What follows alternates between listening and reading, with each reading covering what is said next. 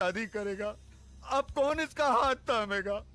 आप न्यायमूर्ति हैं, आप ही फैसला कीजिए मालिक।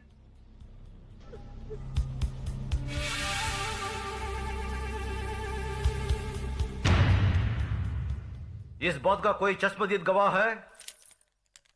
मैं हूँ मालिक। तुम्हारा पायल से कोई रिश्ता है? जी हाँ, मैं इसकी काकी हूँ।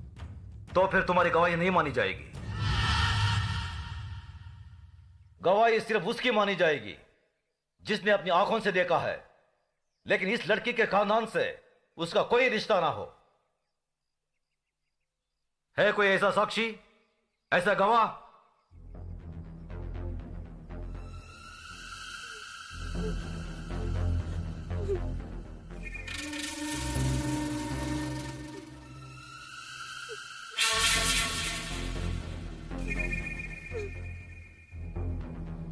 मैं हूँ मालिक। मैंने देखा है। तुमने क्या देखा है बेटे?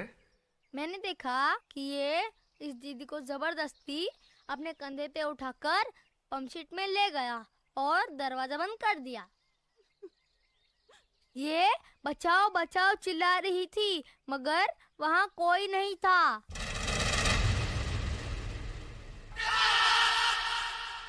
थोड़ी देर बाद जब ये बाहर आई तो इसके कपड़े फटे हुए थे और ये रो रो के कह रही थी कि मेरा सब कुछ लूट गया, मैं बर्बाद हो गई।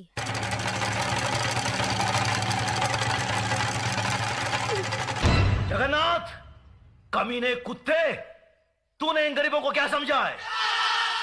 ये वो गरीब मजदूर हैं जिनके खून पसीने की बरकत से हमारी धरती पर हरियाली जागती है।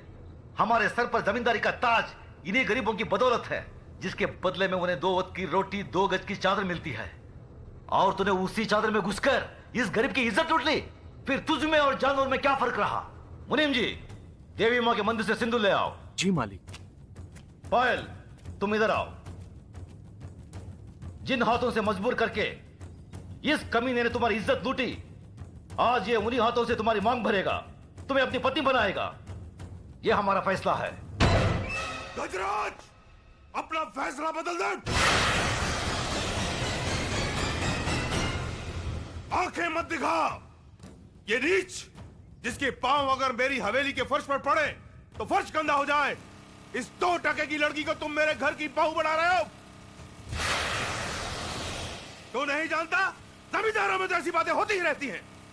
मजदूर औरतों और मालिकों के बीच में ऐसे खेल तो अक्सर होते रहते हैं। कोई अपनी बीवी नहीं बनाता उन्हें। खामोश! मजदूर औरतों की इज्जत जमींदारों के बाप दादाओं के कोई जागीर नहीं होती जिसे वो अपनी मनमानी करे, रोन दे, कुचले।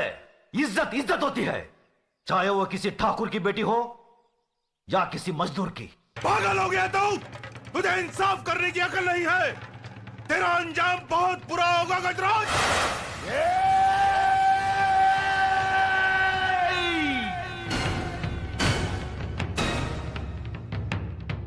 इसके आगे एक लफ्ज भी बोला तो जुबान खींच लूंगा। तेरी औकात मेरे सामने खड़े होने की भी नहीं है और तू मुझे ललकारता है। गजराज ठाकुर ने कभी किसी अंजाम की परवाह नहीं की। अगर परवाह की है तो सिर्फ अपनी आन, इंसाफ, अखलाक और ईमान की। इस लड़की की जन्म, जात, नाम, इसकी कोई अहमियत नहीं है हमारी नजर में। अहमियत है तो सिर्फ इसकी इज्जत, इसकी पवित्रता की। जगन्नाथ, मांग भर इसकी। गजराज!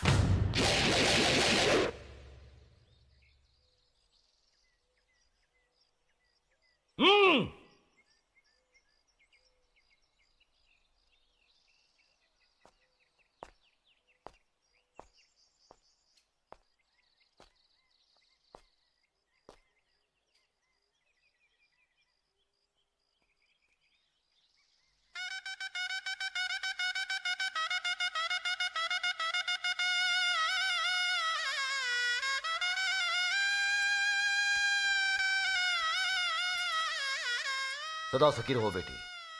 जगन्नाथ, अगर तुमने इसे कोई तकलीफ दी तो हमसे बुरा कोई नहीं होगा।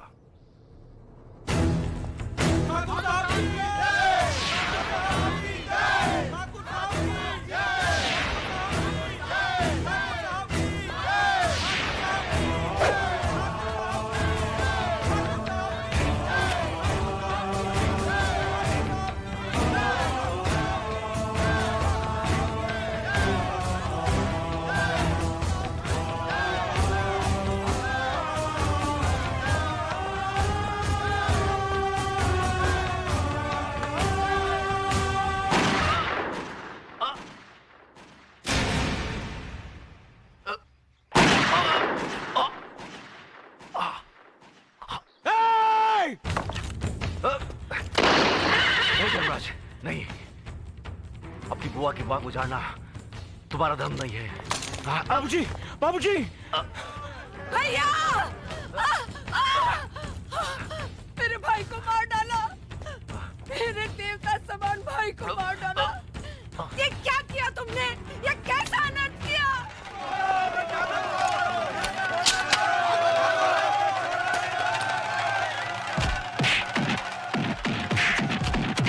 रुक जाओ! छोड़ दो उसे। जो अपराध उसने किया है उसकी सजा उसे जरूर मिलेगी। आज से 18 साल के लिए हम रणजीत सिंह ठाकुर को समाज और बिरादरी से बाहर करते हैं। आज के बाद अगर कोई भी इसके परिवार के साथ किसी भी तरीके का संबंध रखेगा तो उसको भी यही सजा मिलेगी। यह गजराज ठाकुर का फैसला है। भैया! बाबूजी! भैया! बाबूजी! बाबूजी! बाबूजी! धर्मराज, न्याय करने वालों के लिए रिश्ते और जज्बात कोई मायने नहीं रखते। बेटे, जान चली जाए पर आन ना जाने पाए। जान देकर जो आन की रक्षा करता है वही न्यायाधीश इंसाफ के आकाश की बुलंदी को छूता है।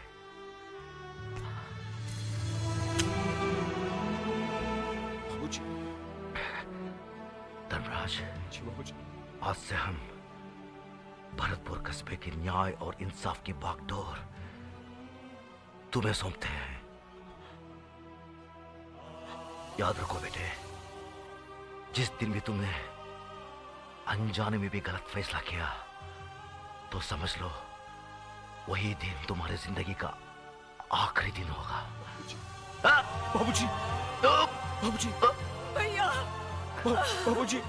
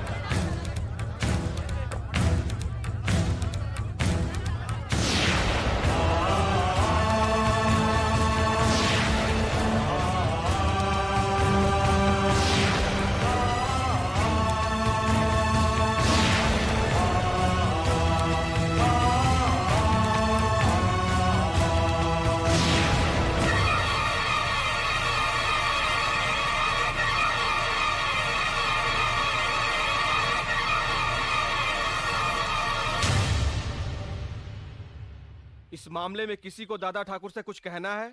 किसी को कुछ कहने की जरूरत नहीं है। मास्टरनी की आत्महत्या यह साबित करती है कि उसकी इज्जत लूटी गई और इसका जिम्मेदार है अर्जुन ठाकुर। इसलिए अर्जुन ठाकुर को 12 साल के लिए गांव से बहिष्कार किया जाता है।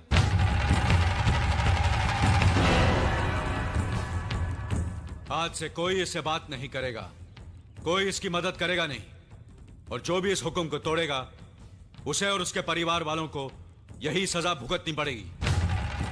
मासूम मास्टरनी शिल्पा ही अपनी विधवा मां का सहारा थी, इसलिए अर्जुन ठाकुर की जायदाद का आधा हिस्सा उसकी मां को दिया जाएगा।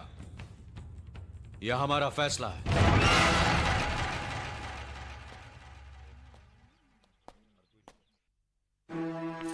ये लीजिए छोटे मालिक, खेत वाले मकान की चाबियां।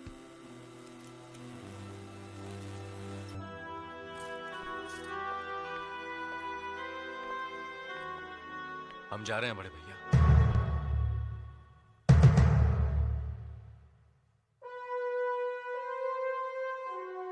भाभी, हम जा रहे हैं, हम जा रहे हैं भाभी।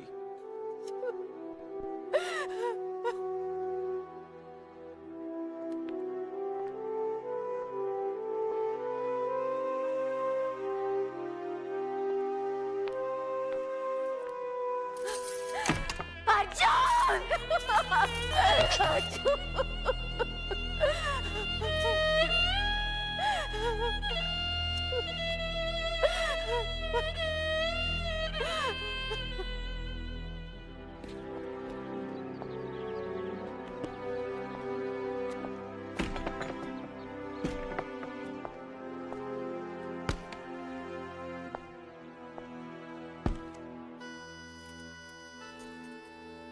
ऐसा क्यों किया आपने? मैं जानती हूं कि आप बेकसूर हैं। ना आपका मास्टरनी के साथ कोई संबंध था और ना ही आपने उसका खून किया। फिर आपने पंचायत में बड़े भैया से कहा क्यों नहीं? उन्होंने मुझसे पूछा नहीं, मैंने बताया नहीं। आज तक बड़े भैया ने जितना मुझसे कहा मैंने उतना ही किया, जितना मुझसे पूछा मैंने उतना ही जवाब दिया। तुम नहीं जानती मीना, बड़े भैया और भाभी हमारे लिए साक्षात भगवान हैं। उन्होंने बचपन से मुझे और नकुल को अपनी औलाद की तरह पाला है। उनकी कुर्बानी की बुलंदी यह है कि हमारे लिए वो आज तक अपने संतान के मां बाप नहीं बने। मैं इन अंधविश्वासों में यकीन नहीं रखती और वैसे भी मुझे बच्चे की कोई जल्दी नहीं है। आपको इतने बरसों से कोई औलाद नहीं हुई, चाहे तो आप ही बांध लीजिए।